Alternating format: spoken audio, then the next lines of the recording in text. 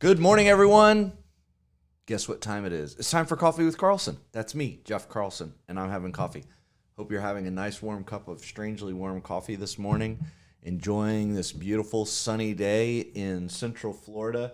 It's gorgeous outside. I think it was in the 50s when I woke up this morning, and it just looks like it's going to get to be more beautiful today. I think the highs are around 69. Okay. You didn't jump on this show to talk about the weather, but I hope you had a great weekend.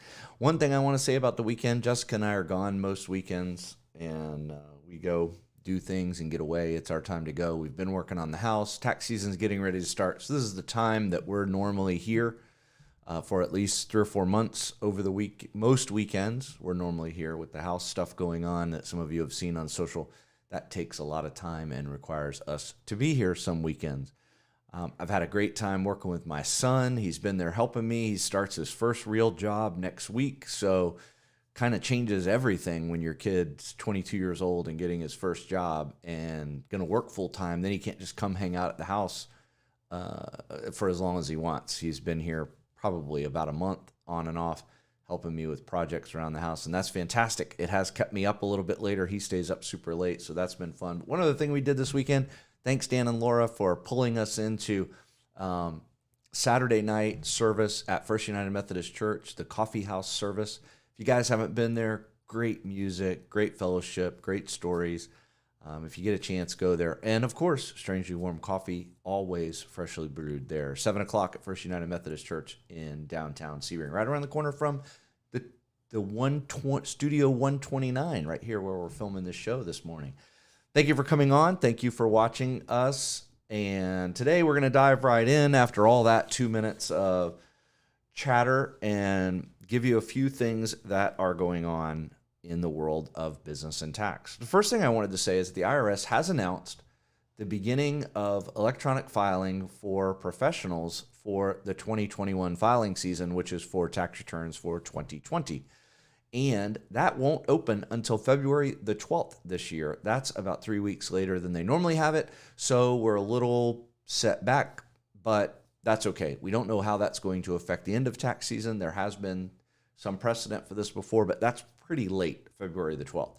We will still be accepting tax returns and processing tax returns. So if you have your documents, I got some W-2s yesterday, and to go ahead and process. You can bring them in, and we can complete them, give them back to you, and we'll just hold them until the electronic filing date opens on February the 12th, and we'll get that filed for you. So wanted to let everybody know that. If you're one of our clients, please make an appointment or just drop your stuff off anytime you want. We have a drop slot in the front door. You can drop your things off anytime, or you can do an in-person meeting, a phone meeting, a video meeting, whatever you like. We can accommodate that for you this tax season. Looking forward to it. So business changes that came out of, and I mentioned this a little bit last week, but the things that affect small businesses that came out of the bill that was signed late in December and signed by the president late in December and just now kind of trickling out to start. But I want to back up before I get there and talk about payroll protection loan round 1. If you received payroll protection loan round 1, then maybe you've already filed for forgiveness. Maybe you haven't. We had some clients that were very anxious to get the forgiveness in. We had other clients that we told them we'd rather wait because we think changes are going to occur, and they did in the end of December in that last bill that was signed. So if you've already filed for forgiveness, then one thing that happened with your forgiveness application is that the bank subtracted the economic injury disaster grant that you received. They reduced your forgiveness amount by that grant amount. It was up to $10,000. So if you got the $10,000 and you had a $50,000 payroll protection loan in round 1, then they subtracted the $10,000 and only forgave $40,000 and converted the 10 that they subtracted, the grant from that forgiveness, and converted it into a loan payable on various terms at 1% over 2, 3, 5 years. So your bank would have done that. In the round that was approved late in December, that portion is now also forgivable and will no longer be subtracted from forgiveness. Our understanding and the direction that we've heard from Treasury and SBA is that you need to do nothing if you've already filed for forgiveness, because your bank should be getting a check directly from SBA to write the rest of that off so that you owe your bank nothing. So be on the lookout for that. Make sure it comes out. If you haven't filled out your application yet, the forgiveness applications have changed a little bit as well. And you may want to wait in case you qualify for round 2, which we're going to talk about right now. So round 2 is a brand new, and remember that we only have a few minutes on this show, so I'll only talk about high-level things. If you have further questions or need some more clarification on this, call us, call your tax preparer, call your CPA, and ask them to look at your specific situation. So Payroll Protection Plan Round 2 is open for those that have already received Round 1 funding. That's the first opening or eligibility criteria. And the second eligibility criteria is that your gross sales for one quarter in 2020 had to fall 25% or lower than the same exact quarter in 2019. So you have to compare, say, a lot of people have qualified in the second quarter because that's when the shutdowns occurred. So if you qualify, if your sales in 2019 were $100,000 in the second quarter, and in 2020 they were $50,000 in the second quarter, then you're going to qualify because that's a 50% reduction. So you'll be able to get that. Some people have been very close on this number, 23%, 29% to get there, but all you have to do is get 25% or greater. So if you do that, then you can be eligible for Payroll Protection Loan Round 2, which is also forgivable. You go back to the exact same bank that you applied the first time around. Some of the banks haven't opened that process yet. Some were very early to process. I know that a few of the local banks have opened up and are already accepting the application. A one-page application. So far, all we've been told that you need to give them is a summary of your each quarter sales for 19 and 20, showing the reduction of 25%. If they require further backup, that would be dependent upon the bank. We haven't seen any ask for that yet. And the loan amount is supposed to be marked at the same amount as the first loan. So the rules say that the loan amount will be 2.5 times average 1 month payroll for 2019 or the 12 months prior to the application date, which if you applied right now would be to 2020. So if you do meet the first two criteria to apply, then you want to look at your payroll for 19 and 20, see which one is higher. That's the one you would want to base the application off of. And then you would have to provide further information to your lender in order to make sure that they have the information on hand. The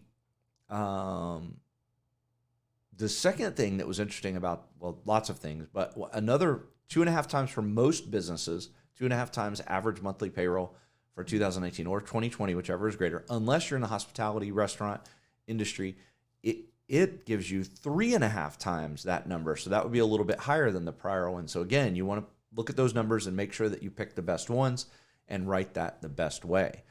And if you haven't, so that's how Payroll Protection Round 2, forgivable loan, if you can apply, get with your lender. I know some of them have opened, some of them haven't yet, and they're not sure how they're going to do it, but that's where you need to start with your regular lender that you got the first loan through. Apply through them and see if you can get it. And I actually had a lot of customers that I've been running these numbers on so far. Their sales are up. So that's a good thing. It means, hopefully, maybe it means that the stimulus money that was sent out was actually used to stimulate the economy and people are spending that money. Hopefully it means that businesses are utilizing the funds to expand, or if they're using it to just stay open, that's a good thing. It means they're continuing to pay their employees and working as hard as they can. Sorry, it's cold, and this is only my second cup of coffee. I only normally have 2 or 3. All right, Payroll Protection Round 2. Last week, I want to throw another reminder out. Last week, we talked about W-2s, 1099s, year-end reports. We're working on those right now. I wanted to remind everyone on the Uniform Business Report for the state of Florida. If you're a Florida corporation, one of my customers, or a local LLC, S Corp, C Corp, you need to go to sunbiz.org and file your corporate annual report. Those are due by May 1st. You should have received an email, $400 penalty for not getting that in on time. The last thing I wanted to talk about, and this is very high level because these numbers can kind of get confusing, but it's called the Employee Retention Credit.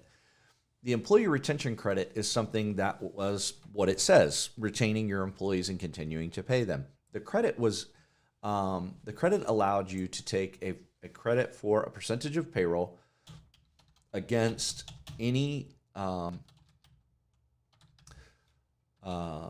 percentage of your payroll against your payroll taxes, 50% of qualified wages. And again, we're only talking about high level on this, but it's 50% of qualified wages up to $10,000. So it could be a pretty big credit depending on how much payroll you had and the effects of it. Now, prior to the bill that was signed in December, you could not have the payroll protection plan funding and get the employee retention credit. They opened it up so that you can get both, but it's very tricky to look at these numbers because you cannot take the credit for payroll that you utilized for the payroll protection plan forgiveness. Okay, so for instance, this the employee retention credit basically started March the 12th. So, and the qualifications for it are that you were affected by COVID in one of two ways. The first way is that you, and again, high level description of this. The first one is that you were shut down, legally shut down by the government. So if you're in an industry like a restaurant or bar, you were shut down. You could not open your doors for a period of time. I think it was around 4 to 6 weeks. Not 100% sure, but that also fluctuates based on what county you're in and what state you're in. But that's one of the criteria. The second one is a 50% of gross receipts test instead of 25 like the other one. And again, this is why all these things kind of get confusing and you need to coordinate them because they have an impact. So let's say, for instance, that your business was shut down on March the 12th. But right at that same time, the payroll protection plan came out and you applied for it. And let's say that funded on April the 12th. So your forgiveness period for the payroll protection program begins on April the 12th and goes for 8 or 24 weeks, one of those, whichever one of those that you elect. So it would typically go from April to October, September, sometime in that frame. So if you got your payroll protection loan and funded on April the 12th and it ran out and you used it for all the payroll, you may be eligible for the employee retention credit if you were shut down for the period of shutdown to the April 12th date. So in this scenario, that would be March 12th to April 12th. I have one client we think was shut down on the 1st, so they might have a couple of weeks there where they can apply for the employee retention credit. That needs to be applied for on your fourth quarter 941. So that's something to look at. If you're one of my customers and you were shut down and you think this is something you're going to qualify for, we've looked at only a couple that called. So if you're in that category, give me a call. Let's see, or shoot me an email and let's see if we can figure out whether or not you can qualify for that. But they need to be coordinated, especially the forgiveness side of it.